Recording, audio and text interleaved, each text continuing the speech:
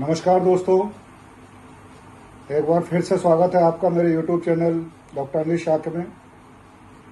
यहाँ मैं धीरे धीरे करके आपको कुछ जानकारियाँ देता जा रहा हूँ जो आपके लिए लाभदायक सिद्ध हो रही होंगी अपने बच्चों के पालन पोषण में।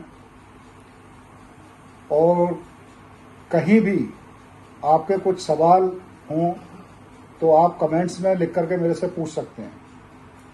उस पर्टिकुलर रिलेटेड वीडियो में कमेंट्स करके आप मेरे से वो सवाल पूछ सकते हैं और मैं आपका पूरा उत्तर देने की कोशिश करूंगा जिससे आपकी समस्या का समाधान हो सके। आज हम बात करेंगे बेसिक न्यूबॉर्न केयर पर, यानी कि जब आपका बच्चा पैदा होता है उस समय आपको क्या क्या ध्यान रखना चाहिए और आगे के लिए क्या क्या ध्यान रखना चाहिए जो आपको उस समय बताना जरूरी होता है डिलीवरी के टाइम। तो मैं थोड़ी सी रोशनी उसी बात पे ही डालूंगा। सबसे पहले तो जब बच्चा आपका डिलीवर होता है तो उसका रोना बहुत जरूरी होता है। अगर बच्चा 1 मिनट के अंदर नहीं रो पाता है तो कहीं ना कहीं उस चीज से उसके ब्रेन को इफेक्ट होता है जो बाद में बहुत सारी समस्याएं पैदा कर सकता है। तो पहली प्राथमिकता बच्चे का रोना होता है। आपने देखा भी होगा, सुना भी हो, महसूस भी किया होगा कि जैसे बच्चे की पहली किलकारी कानों में पड़ती है मन को अति प्रसन्नता होती है। तो पहला पार्ट बच्चे का रोना होता है। उसके बाद उस बच्चे को हमको गीला नहीं रखना है। जब बच्चा जन्म से आगे बढ़ता भी है तो उस कंडीशन में हमको गीला नहीं रखना है। गीला रखने से बच्चे को एक टेम्परेचर में कमी आती है जो बच्चे के लिए नुकसानदायक होती है। तो जब भी बच्चा गीला हो तुरंत उसको सुखाएं।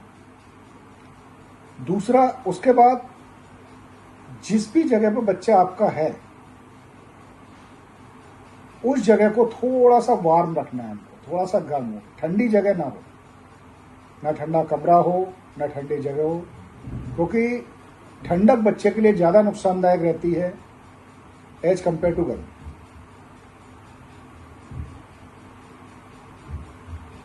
नहलाने के लिए बच्चे को 5 या 7 दिन में एक बार नहलाएं, लेकिन डेली उसको स्पंजिंग करना है हमको। गुनगुने पानी से उसकी स्पंजिंग करें, तेल से मालिश करें। और तेल जो हम यूज करें वो अगर आप अफोर्ड कर सकते हैं तो ऑलिव ऑयल का इस्तेमाल करें, अदरवाइज कोकोनट ऑयल सबसे बेस्ट ऑयल। नंबर 1 पर ऑलिव ऑयल, सेकंड पर कोकोनट ऑयल, जो इजीली बच्चे के त्वचा में एब्जॉर्ब हो जाता है और उसको न्यूट्रिशन प्रदान करता है।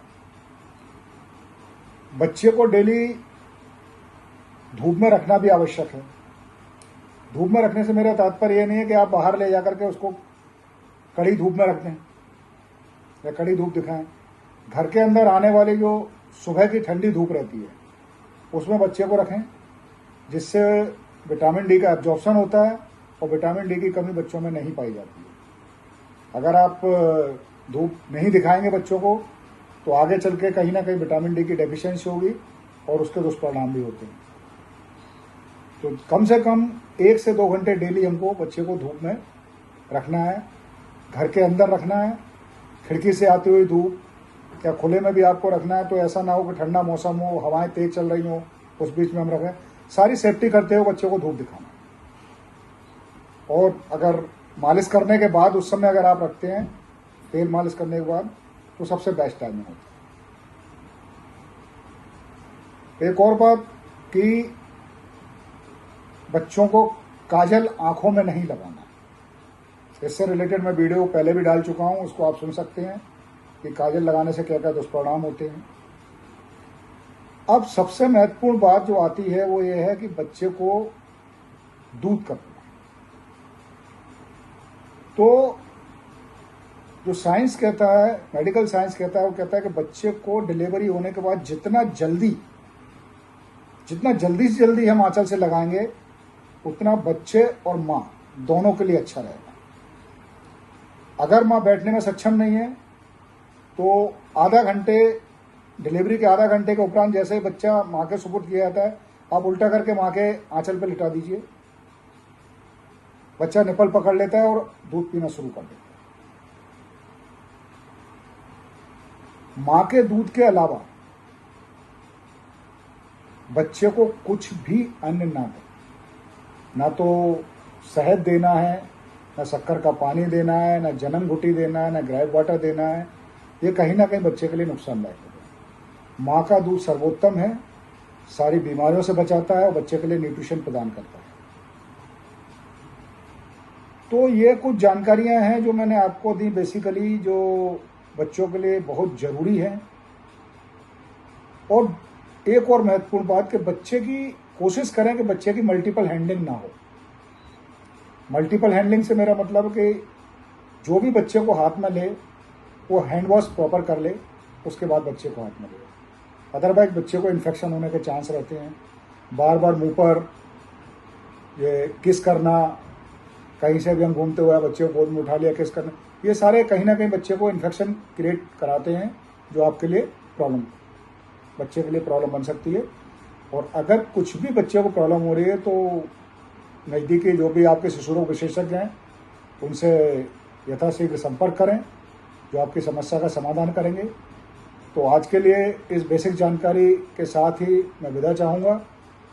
अगले वीडियो में फिर आपसे मुलाकात होगी। तब तक के लिए से यू, टाटा, बाय बाय।